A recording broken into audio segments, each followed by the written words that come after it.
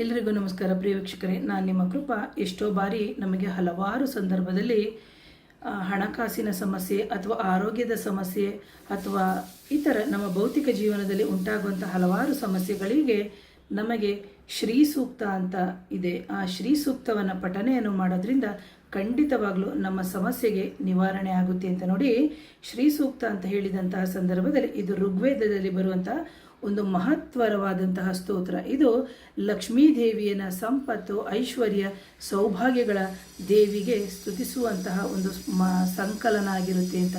ಹಾಗೆ ಶ್ರೀ ಸೂಕ್ತದ ಒಂದು ಸರಳ ಅರ್ಥ ಕನ್ನಡದಲ್ಲಿ ನನಗೆ ಗೊತ್ತಾದ ರೀತಿಯಲ್ಲಿ ನಾನು ಹೇಳ್ತೀನಿ. ಈ ಶ್ರೀ ಸೂಕ್ತವು ಒಟ್ಟು ಹಲವು ಶ್ಲೋಕಗಳಿದೆ. ಇಲ್ಲಿ ಶ್ಲೋಕಗಳ ಸರಳ ಅರ್ಥವನ್ನು ಸಮೇತ ಹೇಳ್ತೀನಿ ನೋಡಿ. ಹಿರಣ್ಯವರ್ಣ ಹರಿಣಿ ಅಂದರೆ ದೇವಿ ಲಕ್ಷ್ಮಿ ಚಿನ್ನದಂತೆ ಪ್ರಕಾಶಮಾನವಾಗಿರ್ತಾಳೆ. ಅವಳು ಸೌಭಾಗ್ಯ ಮತ್ತು ಧನವನ್ನು ಕೊಡ್ತಾಳೆ. ಹಾಗಾಗಿ ನಮ್ಮ ಜೀವನದಲ್ಲಿ ಬೆಳಕು ಮತ್ತು ಐಶ್ವರ್ಯ ಬರಲಿ ಅಂತೇಳಿ ನಾವು ಈ ಶ್ರೀ ಸೂಕ್ತವನ್ನು ಹೇಳ್ಕೊಳ್ಳೋದ್ರಿಂದ ಖಂಡಿತವಾಗ್ಲೂ ಹೆಚ್ಚಿನ ಲಾಭ ಉಂಟಾಗುತ್ತೆ ಅಂತ. ಹಾಗೆ ಎರಡನೇದಾಗಿ ತಾಮ್ ಮಾವಹ ಜಾತವೇದು ಅಂದಾಗ ಅಗ್ನಿದೇವರೇ ಲಕ್ಷ್ಮೀ ದೇವಿಯನ್ನು ನಮ್ಮ ಮನೆಗೆ ತರಬೇಕು ಅಂತ. ಅಂದರೆ ನಮ್ಮ ಮನೆಗೆ ಧನ, ಸಂತೋಷ ಮತ್ತು ಶಾಂತಿ ಬರಲಿ ಅಂತೇಳಿ. ಹಾಗೆ ಮೂರನೇದು ಅಶ್ವಪೂರ್ವ ರಥ ಮಧ್ಯಮ ಅಂದಾಗ ಲಕ್ಷ್ಮೀ ದೇವಿ ರಥದಲ್ಲಿ ಬರ್ತಾ ಇದ್ದಾಳೆ, ಆಕೆಯೊಂದಿಗೆ ಐಶ್ವರ್ಯ ಸಮೇತ ಬರ್ತಾ ಇದೆ. ಅಂದರೆ ಇದರ ಅರ್ಥ ಜೀವನದಲ್ಲಿ ನಮಗೆ ಪ್ರಗತಿ ಮತ್ತು ಗೌರವ ಸಿಗಲಿ ಅಂತ ಹೇಳ್ಕೊಂಡು. ಹಾಗೆ ನಾಲ್ಕನೇದು ಚಂದ್ರಾಂ ಪ್ರಭಾಸಂ ಯಶಸ್ಸ ಅಂದಾಗ ದೇವಿ ಚಂದ್ರನಂತೆ ಶಾಂತ ಮತ್ತು ಪ್ರಕಾಶಮಾನವಾಗಿದ್ದಾಳೆ ಅಂತ ಹೇಳ್ಕೊಂಡು. ಇದರ ಅರ್ಥ ನಮ್ಮ ಜೀವನದಲ್ಲಿ ಶಾಂತಿ, ಗೌರವ ಮತ್ತು ಕೀರ್ತಿ ಹೆಚ್ಚಾಗಲಿ ಅಂತ ಹೇಳ್ಕೊಂಡು. ಐದನೇದು ಪದ್ಮಿನೀಂ ಪದ್ಮಾಂ ಪತ್ರ ಅಂತ ಅಂದ್ಕೊಂಡು, ಅಂದರೆ ಲಕ್ಷ್ಮೀ ದೇವಿ ಕಮಲದಲ್ಲಿ ವಾಸಿಸುವವಳು. ಇದರ ಅರ್ಥ ಶುದ್ಧತೆ, ಸೌಂದರ್ಯ, ಸಕಾರಾತ್ಮಕವಾದಂತಹ ಶಕ್ತಿ ನಮ್ಮ ಜೀವನದಲ್ಲಿ ನಮ್ಮ ಮನೆಯಲ್ಲಿಯೂ ಬರಲಿ ಅಂತ. ಈ ಶ್ರೀ ಸೂಕ್ತದ ಮುಖ್ಯ ಅರ್ಥ ಸಾರಾಂಶ ಇಷ್ಟೇ ಆಗಿರುತ್ತೆ.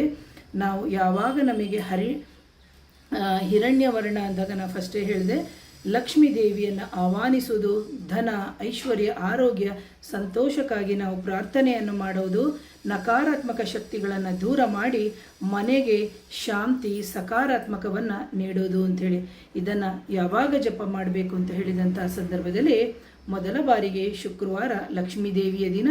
ಆ ದಿನದಂದೇ ನೀವು ಜಪವನ್ನು ಮಾಡಿ ಬೆಳಿಗ್ಗೆ ಅಥವಾ ಸಾಯಂಕಾಲ ಸಮಯದಲ್ಲೂ ಸಮೇತ ನೀವು ಮಾಡ್ಬೋದು. ಹೆಚ್ಚಾಗಿ ತುಪ್ಪದ ದೀಪವನ್ನು ಸತತವಾಗಿ ಬೆಳಗೋದ್ರಿಂದ ಖಂಡಿತವಾಗ್ಲೂ ನಿಮ್ಮ ಸಮಸ್ಯೆಗೆ ಪರಿಹಾರ ಸಿಗುತ್ತೆ ಅಂತ. ಇದರ ಪ್ರಕಾರ ಇದನ್ನು ಮಾಡಿದರೆ ಏನು ಫಲಗಳು ಅನ್ನೋದು ಸಮೇತ ನಿಮಗೆ ಒಂದು ಅನುಮಾನ ಇರುತ್ತೆ.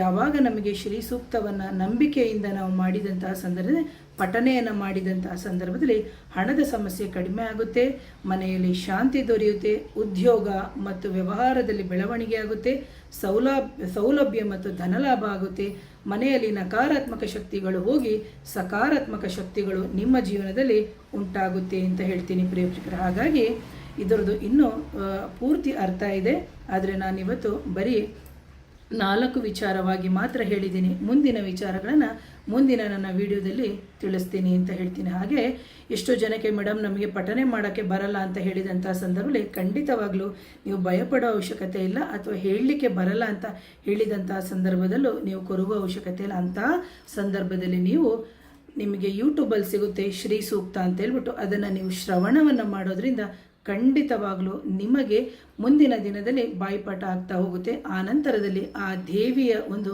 ಆಶೀರ್ವಾದವು ಸಮೇತ ಆಗ್ತಾ ಹೋಗುತ್ತೆ ಅಂತ ಹೇಳ್ತೀನಿ. ಇದನ್ನು ಶುದ್ಧವಾದ ಮನಸ್ಸಿನಿಂದ, ಶುಭ್ರತೆಯಿಂದ ಮಾಡಿದಂಥ ಸಂದರ್ಭದಲ್ಲಿ ಸಕಲ ಕಷ್ಟಗಳ ನಿವಾರಣೆಗೆ ತಾಯಿ ದಾರಿಯನ್ನು ತೋರಿಸ್ತಾಳೆ ಅಂತ ಹೇಳ್ತಾ ಇವತ್ತಿನ ವಿಡಿಯೋನ ಮುಗಿಸ್ತೀನಿ. ಮತ್ತೊಮ್ಮೆ ಧನ್ಯವಾದಗಳು.